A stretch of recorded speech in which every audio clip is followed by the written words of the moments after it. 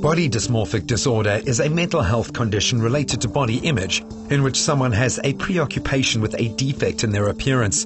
The defect is imagined or an excessive concern with a small anomaly. The source of BDD can be quite complex. It usually emerges in adolescence when there are obvious puberty changes physiologically and with hormones. They have a low self-esteem, and that can be related to lots of things. Sometimes it's linked to abuse in childhood. Sometimes from a sort of psychodynamic perspective, often one's inadequacies are projected onto this perceived deformity as a way to allay the anxiety.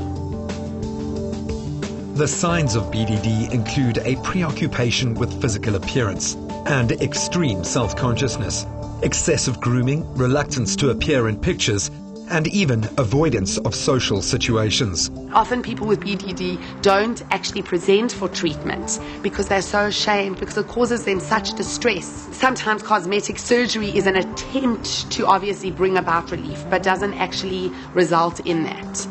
Another sign of body dysmorphic disorder is an excessive interest or addiction to cosmetic procedures, but without ever being satisfied with the results.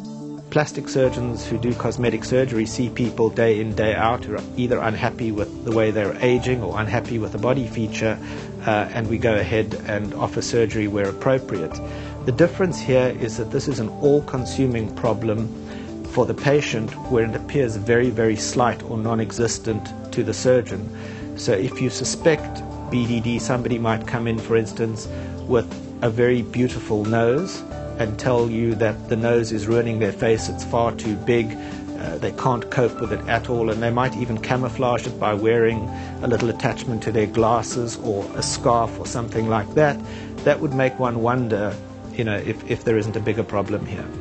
Surgeons tread very carefully if they notice a patient presenting with symptoms of BDD. The patient's mental and physical well-being should be the surgeon's priority.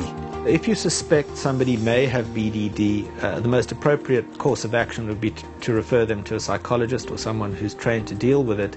Operating on them is a big mistake. It's not going to make them happy, and in fact would just feed into their neurosis that there is in fact something wrong with that particular organ or part of their body. To make sure that our surgery is appropriate, you meet with the person for consultations, usually more than 1, 2 or 3 or as many as it takes, to try and get an understanding of what's motivating that person to have the surgery, and to make sure that you can identify the problem the same as them.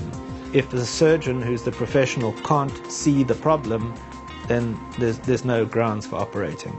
If somebody who we deem is not an appropriate candidate for whatever reason for surgery, then we just don't go ahead. We're in the fortunate position where we don't have to operate on everybody who requests it.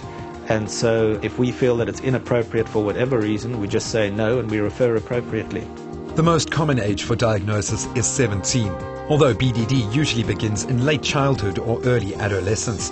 The first step is to identify the problem. If anyone's watching who might know somebody who experiences symptoms of body dysmorphia disorder, it's very important that you do something about this, because you don't want the person to obviously suffer.